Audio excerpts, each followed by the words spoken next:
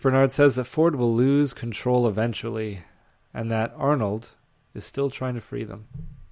Mm-hmm. But Ford says no. Arnold didn't know how to save them, like we were talking about before. Yeah. And it wasn't until his death that he realized Arnold was right. And Ford says he now knows how to save them. Bernard needed time to understand this and understand his enemy. And in order to escape, he'll need to suffer more. He hasn't suffered enough. But Ford now shakes his hand, tells him goodbye and good luck, and hands him the toy maze. Leaves the church and heads over to the party. What did you make of this scene? There's a whole lot going on. Kind of revealed that Ford was a good guy here. Mm-hmm. So how is he going to set them free? Know your enemy, right? That was the whole plan. You had to get them to hate humans just enough. Okay. To really live amongst their abuse and suffer a little more, and then I guess they can take control. Okay. But it seems like without him in the picture, they're gonna be wandering around without a boss. Unless Dolores is that boss now. But I mean, now everything's changed because a host just killed him. Well, Dolores just killed him, Ford. And they just shot up a bunch of other people. So what does the future have in store for them now? Doesn't look good. Doesn't look good. I don't know what the future has in store, and I don't really know what it has in store for the series. But they got another 5 seasons, I think, so we'll figure it out. Mm-hmm. There was a close-up on their handshake. Don't know if that means anything, but we'll talk about that a little later. There was a very long take on their hands, though. On whose handshake? Ford and Bernard. Okay, Dolores in the lab again. She goes to sit in her chair, her usual chair, where she would talk to Arnold. She spouts off her "I am in a dream" line from the beginning of the episode. The voice in her head now goes from Arnold to Ford and then to her own. She realizes now that she had been hearing her own voice all this time, her from the past, and now she finally understands. Well, maybe not her from the past, but just her own voice. She sees she's sitting across from her from the past, but it's a visual thing, I guess, for us. She finally understands that Arnold wanted her to confront herself and who she must become. And she looks over at the gun. So she knows her plan now. At what point, Mallory, I'm not sure exactly when it happened, but the piano did a cover of another Radiohead song. Exit music. For the exit of this episode. I like that song. Yeah, I don't know. When did it start? Has it started yet? Yeah. Kind of is playing in the background of a lot of this. Yeah. Some of the lyrics are interesting. I'm not going to read through the whole song, but say the opening is, "Wake from your sleep, the drying of your tears, today we escape, we escape." So, very fitting to the I wonder if the robots are going to get out into the real world ever. Or if it's all going to be contained. It's got to happen at some point. In 5 seasons, 6 seasons, they got to get out. Yeah. Out into the world. We're so close with Maeve, and then she ditched it for a fake child. We see Teddy showing off his gun. Lawrence is a lazo doing card tricks. Ford goes out to make a speech. This scene is intercut with Maeve having second thoughts about saving her child. Lee flipping switches somewhere. Maeve leaves the train last minute. Sees all the hosts standing still. And the park seems to be shutting down. Lights are going down. Voices are getting slowed. Lee opens cold storage now to see every host missing.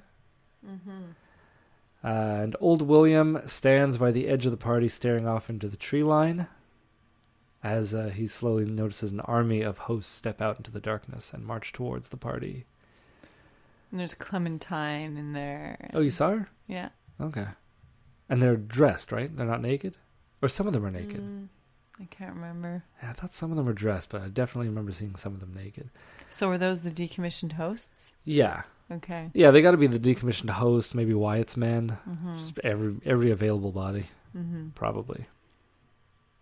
Because it looked like while Ford was saying his speech, it kind of affected every host.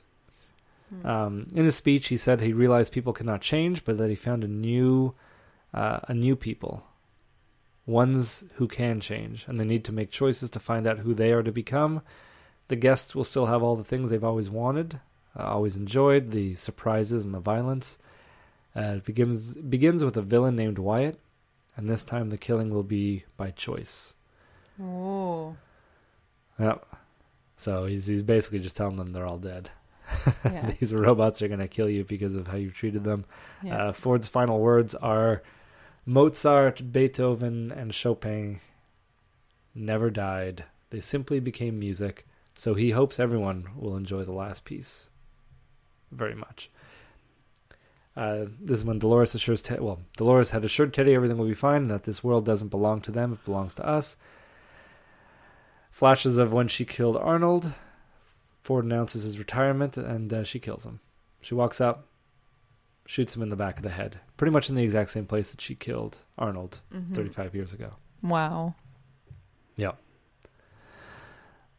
Cue exit music. Well, that was already playing, right? Mm-hmm. They didn't show too much of Ford getting shot. I guess they didn't want to see Anthony Hopkins' face blow up, but it was a tasteful death, right? Yeah. Just a little red gunshot wound to the back of the head, and no humiliation for Ford. Very calm at the end of his life. I hope I'm that calm at the end of my life. I welcome death.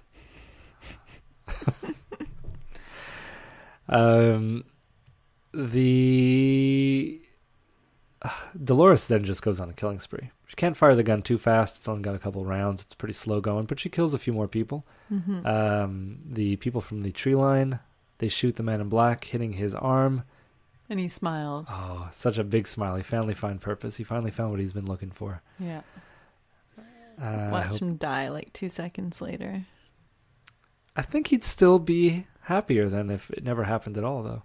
But hopefully he gets to have some fun. I mean, that was heartwarming to see him smile. Like I don't think of him as a bad guy. I think of William as a younger William as a bad guy. Like Jimmy Simpson. I think he's a bad guy. I feel like I don't like him, but it's weird. That's why I don't feel like they're the same person. It doesn't feel, the transition doesn't seem natural to me. Yeah. It's like William seems like he was a good guy that went bad and genuinely went evil. But it feels like William, as an old man, didn't want to become who he is, and he has a lot of regret and just wants to find a meaning to his life. I don't know. So that's the end of the episode. At the very end, we see Armistice at the post-credits, which is kind of weird for a show to do. And it was weird for this show. Yeah. We see Armistice cut her arm off because she's still stuck in the door, and she attacks the guards with a very big smile. It wasn't even a big deal, I found. No, it was just a nice little tag, I guess, but it wasn't a revelation in any way. Like, I assumed that was what was happening anyway. Yeah. But still, interesting. What do you think about a Westworld show, Mallory, without Anthony Hopkins? It's not a show I'd be interested in, frankly. So you're calling it quits now? No, I'm kidding. No, things are just about to get interesting. I would hope. And possibly a little less confusing if they're not jumping back and forth in time. Yeah. But I feel like his character was the strongest in the story, and without him... For sure. I definitely have trouble seeing things progress to like a satisfying conclusion. There's a lot of unanswered questions, and the whole thing, Charlotte, I really need to see her die, and I would have much preferred that Anthony Hopkins got to see Charlotte die right before he died. Yeah. So I don't like her. No. No. I mean, there's still a lot of loose threads hanging, right? At the end of this, we didn't get to see Peter Abernathy leave. We don't know the whereabouts of Stubbs, and to a greater extent, Elsie, if she's even still alive. Well, we saw Stubbs in this episode, didn't we? No. Oh, no? I thought he was like, when, like in, I don't know, in the headquarters. No, we saw different people. I thought that was... Because Stubbs was taken last episode by the Ghost Nation, and we haven't seen him yet. Yeah, it's true. We don't know what that body Ford was building is. We assumed it was Teresa, and then we thought it was Elsie. Now I don't know. Now it's just being built, but he is dead. Oh, I wonder who it is. Maybe it's himself. Maybe. It could be. And nothing's impossible. So there's a whole bunch. And some information about Stubbs and Elsie on the Delos website.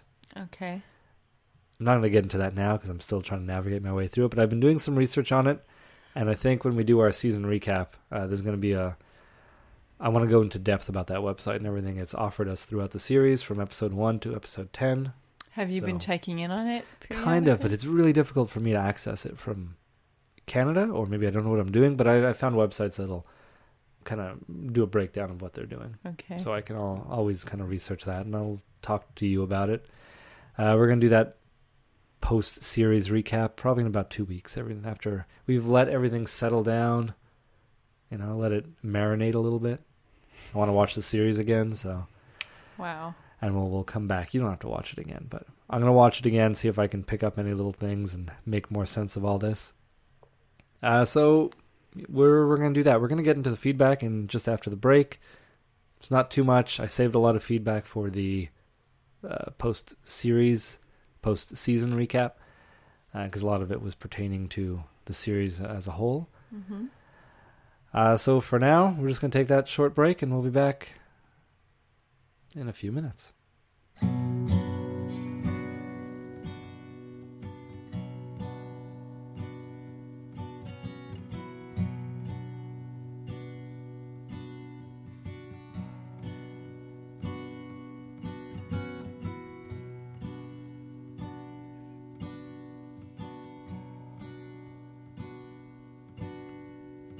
Wake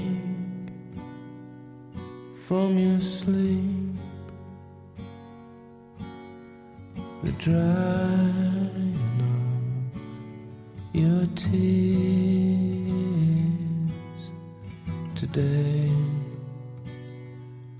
we escape,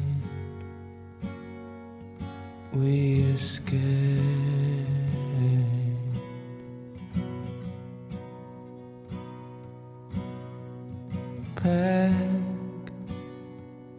and get dressed before your father hears us, before all hell breaks loose.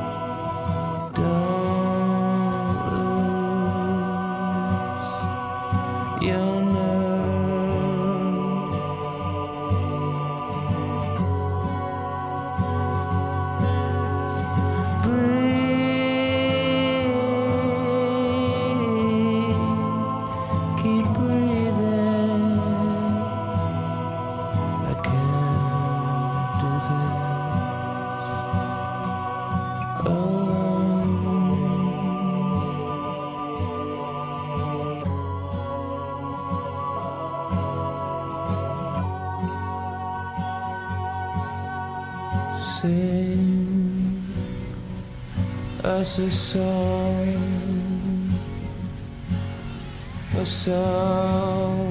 to keep us warm. There's such a chill, such a chill.